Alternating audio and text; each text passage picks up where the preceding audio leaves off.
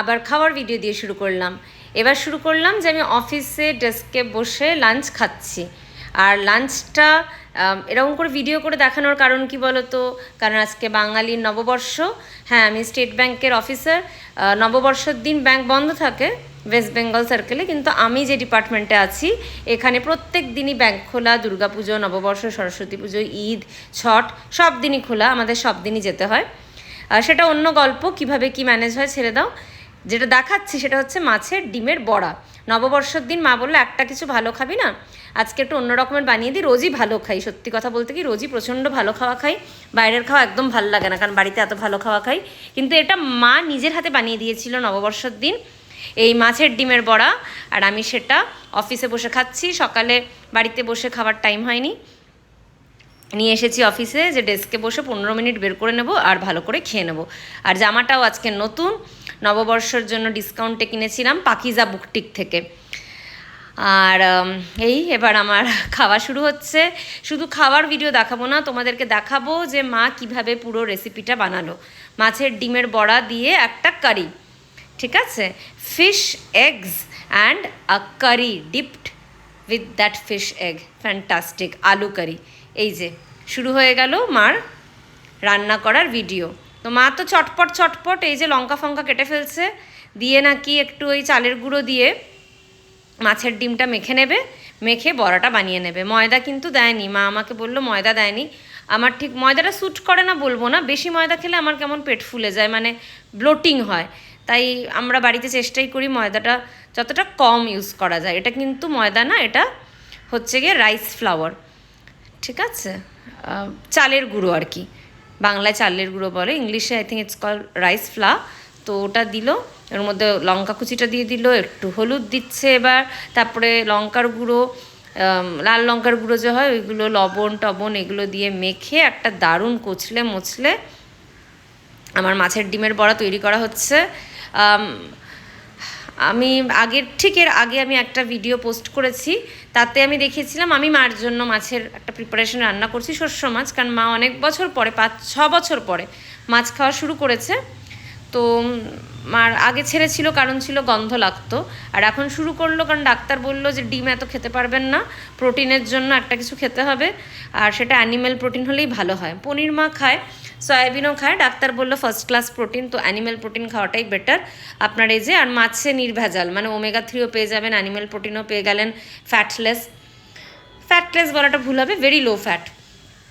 তাই আবার মাছ শুরু করেছে মা, তাই আমি মার জন্য বানিয়েছিলাম, আর মা এটা আমার জন্য বানিয়েছিল। মা মাঝে মাঝে আমার জন্য টুকটাক বানিয়ে দেয়, আর আজকে নববর্ষ বলে মা স্পেশালি এটা আমার জন্য বানিয়ে দিয়েছিল। আর আমি অফিসে নিয়ে গিয়ে তোমাদেরকে যেমনটা ভিডিও দেখালাম তেমনটা খেলাম। সব মাদেরই হাতের রান্নাটা না অসাধারণ হয়, জানি না, মানে মা হয়ে গেলেই হাতের রান্না দারুণ হয়। কিন্তু আমি এখানে একটা জিনিসও বলবো, শুধু মা হয়ে গেলে হাতের রান্না দারুণ হয় না, বাড়ির যে কোনো লোক যদি মন দিয়ে ভালোবেসে রান্না করে না সেটাই দারুণ হয়। যেমন আমি মার জন্য যে রান্নাগুলো করেছি সবটা দারুণ হয়েছে, কারণ আমিও মন দিয়ে ভালোবেসে রান্না করেছি যে মা খাবে, ভালো থাকবে। তো বাড়ির যে কোনো কেউই না যখন এভাবে করে এই ভেবে রান্না করে তখন রান্নাটা খুব ভালো হয়। আমি একটা অনেক গল্পের বই পড়েছি, একটা রান্না রিলেটেড গল্পের বই পড়েছিলাম, সেখানে বলেছিল তুমি যখন রান্না করছো তখন ওটা রেসপেক্টফুলি করতে হয়। ওটা রেসপেক্টফুলি করলে না রান্নাটাও খুব টেস্টি হয়, মন ভালো করে আর রেসপেক্টফুলি করতে হয়। মানে দূর থেকে কড়াইয়ের মধ্যে খাওয়া ছুঁড়ে ফেলছি যাতে ওই ছিটেটা কম পড়ে, তাতে ছিটে আরও বেশি পড়ে। হ্যাঁ, যত কাছ থেকে ফেলবে, ভালোবেসে ফেলবে, তত গায়ে ছিটে কম পড়বে। তো এগুলো শুনে হয়তো অনেকের আধিক্যতা লাগতে পারে, বাট এটা ফ্যাক্ট। আমি নিজেও প্রথম যখন শিখেছিলাম রান্না করতে বিপদে পড়ে আর কি, হস্টেলে গিয়ে বা চাকরিতে ঢুকে, কারণ জীবনেও আমাকে রান্নাঘরে ঢুকতে দেওয়া হয়নি। ভালো না খারাপ আমি জানি না, আমার দিদা বলেই দিয়েছিল তোকে রান্না শিখতে হবে না, রান্না পরেও শিখে নিবি, পড়াশোনাটা শেখ আর চাকরি কর, রান্না সবাই শিখে নিতে পারবে, এটার জন্য পড়াশোনা বন্ধ করে রান্না করতে হবে না। তো আমাকে কখনোই রান্নাঘরে ঢুকতে হয়নি, আমি কিছুই জানতাম না, কলেজেও যখন গেছি কিচ্ছু জানতাম না, চাকরিতে যখন গেছি তখন মানে আমি তো জানি না, কিছুই পারতাম না, ম্যাগিও রান্না করতে পারতাম না, রুমমেটসরাই বানিয়ে খাওয়াতো আর ওদের কাছ থেকে অল্প অল্প করে শিখেছি। আর তারপরে কখন যেই অল্প অল্প করতে করতে ভালোই শিখে ফেলেছি। ভালো মানে এখন আমাকে যদি আপনি বলেন পেস্ট্রি কেক বানাতে, আমি তো পারবো না, কিন্তু বাড়িতে রেগুলার যা রান্না করা হয় সেগুলো আমি কিন্তু ভালোই করে ফেলি। আর আমিও আস্তে আস্তে বুঝলাম রান্নাটা ওই যে আমরা ভাবি না 6 বছর বয়সে শিখিয়ে দিতে, মানে ক্লাস 6-7 মেয়েকে শিখিয়ে দিতে হবে, দরকার নেই। উইথ টাইম নিজেরই একটা সেন্স ডেভেলপ করে যে কোনটা কতটুকু দেব, কতটা ভালো করে করব, কতটা আস্তে আস্তে করব, কতটা তাড়াতাড়ি করব, আর তাতে সবই ভালো হয়। তাই আমার দিদা যেটা বলেছিল একদমই ঠিক বলেছিল যে রান্নার জন্য সময় নষ্ট করিস না, রান্না তুই শিখেই যাবি, তুই পড়াশোনা কর। তাই আমিও সব মেয়েদেরকে বলছি, এবং বিশেষ করে মেয়েদেরকেই বলছি, দেখুন ছেলেদেরকে এখনও, আমরা 2026-এ আছি, কিন্তু এখনও আপনারাই বলুন, যারা মারা শুনছেন, মেয়েরা শুনছেন, এবং যারা পুরুষ মানুষরাও শুনছেন ভিডিওটা, যে কটা ছেলে রান্নাঘরে ঢোকে বলুন তো। আমি খুব ব্লেসড, আমি একটা এমন ফ্যামিলিতে জন্মেছি যেখানে আমার দাদুর সময়কার কথা বলছি, ওই জেনারেশনেরও ওরা রান্নাঘরে ঢুকেছে। তারা বিশাল বড় বড় পোস্টে চাকরি করতেও, হয়তো এর জন্যই ওরা যেমন বাইরেটা সামলেছে, বাড়িটাও সামলেছে। আমাকে স্কুলে রেডি করে পাঠানো থেকে আরম্ভ করে টিফিন দেওয়া আমার দাদুও করেছে, দিদিমণিকে রান্নাঘরে হেল্প করা আমার দাদুও করেছে। তো আর আমাদের বাড়িতে সবসময় মানে কুক থাকতেন, মানে দিদিমণি রান্নাঘরে হয়তো কিছু কি বলবো, মানে স্পেশাল ডিশ কিছু হয়তো বানিয়েছে, কিন্তু কুক সবসময় একজন আছেন। আর মারও তাই, মানে বাড়িতে কেউ মানে মহিলা মানে রান্না করতে হবে এটা কিন্তু একদমই আমাদের বাড়িতে অ্যাপ্লিকেবল নয়। হ্যাঁ, মহিলা ইজিক্যাল টু রান্নাঘর একদমই না, রান্নাঘরে কোনো মহিলাই মানে প্রয়োজনে ঢোকেনি। শখের কিছু করতে হবে, ধরুন এটা আমার মা যেমন 30 বছর আগে পাস্তা বানাতো, হ্যাঁ পুরো পাস্তাটা বানিয়েছে আর কি ওরকমের, বা বিরিয়ানি বানাতে হবে দিদা বানালো ওরকমের। তো শখের কিছু রান্না করার জন্য মহিলা রান্নাঘরে ঢুকলো, ঠিক আছে, আদারওয়াইজ কিন্তু আমাদের বাড়ির মহিলারা ঢোকে না রান্নাঘরে অকারণে, মানে রোজকার রান্না করার জন্য ঢোকে না। সবাই পড়াশোনাই করেছে, সবাই চাকরি করেছে, সবাই উচ্চশিক্ষিত বাড়ির মহিলারা।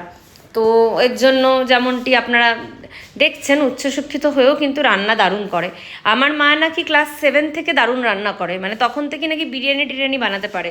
তো দাদু দিদিমণি নাকি খুব বকে টোকে সেটা মানে কমিয়েছে আর কি, মার ভালো লাগতো, ওটা কমিয়েছে যে না রান্না করতে হবে না, তুমি পড়াশোনা করো।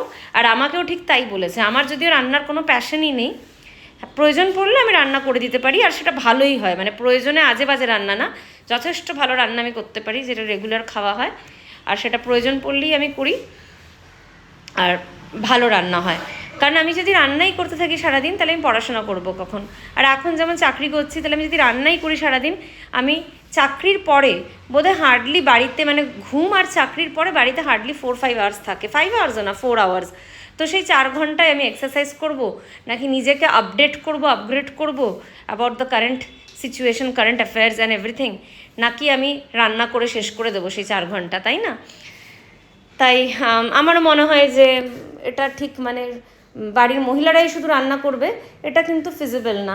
আপনারা সবাই মিলে রান্না করুন, যদি কুক রাখা সম্ভব না হয় সবাইকে হেল্প করুন বাড়িতে, মহিলারাও মহিলাদেরকে হেল্প করুন, আর পুরুষরাও প্লিজ একটু রান্নাঘরে ঢুকুন, কোনো হাতি ঘোড়া মাথা কিচ্ছু নেই, ঠিক আছে? একটু হেল্প করে দিন, তাহলে যে বাড়ির মহিলাটা করছে সে আপনার মা হতে পারে, ওয়াইফ হতে পারে, বোন, মেয়ে, দিদি, যেই হোক, বৌদি, তারাও একটু নিজেদের জন্য সময় পাবে। এই চেঞ্জটা আস্তে আস্তে না আনা খুব দরকার। বিদেশে তো আছে, আমাদের ইন্ডিয়ান কালচার সত্যি খুব ভালো, খুব রিচ, যে আমরা বড়োদেরকে রেসপেক্ট করি, মা বাবাদের সঙ্গে থাকি, খুব ভালো। বাট কয়েকটা জিনিস না খুবই খারাপ। একটা হচ্ছে যে ছেলেরা যে, মানে আমি ছেলে বলে আমি স্টিরিওটাইপ করে দেওয়া যাবে এই কাজগুলো করবো না আমি ছেলে বলে, এই জিনিসটা সত্যি চেঞ্জ হওয়া দরকার। এক, দ্বিতীয় নোংরা, এসব তো আছে, রাস্তাঘাটের নোংরা, সিভিক সেন্স নেই মানুষের, এটা আরেকটা। দ্বিতীয়, তৃতীয়, চতুর্থ, পঞ্চম, এরকম প্রচুর খারাপ জিনিসও আছে আমাদের ইন্ডিয়ান সোসাইটি, ইন্ডিয়ান কালচারে। তো সেটার ভিডিও এটা না, এটা রান্নার ভিডিও, একটা মার ভালোবেসে রান্না করে আমাকে খাওয়ানোর ভিডিও, মেয়েকে খাওয়ানোর ভিডিও। এটা হচ্ছে মাছের ডিমের বড়া। আর আমার কি খুব ভালো লাগে মাছের ডিমের বড়া? সেরকমের কিছু না, অনেক দিন পরে একটা জিনিস খেলে তখন সেটা ভালোই লাগে। আমি personally I am not a fish person, আমার মাছ টাছ ভালো লাগে না খেতে, বাট আমি মাছ খাচ্ছি এখন, খেতে হবে। ডাক্তারও বলেছে ফিশ ইজ গুড, তো ওষুধ ভেবেই খেয়ে নিই আর কি। তো ওষুধ ভেবে খেলে যেরকম একটা খাওয়া হয় আমার ওরকমেরই মাছ খাওয়া হয়।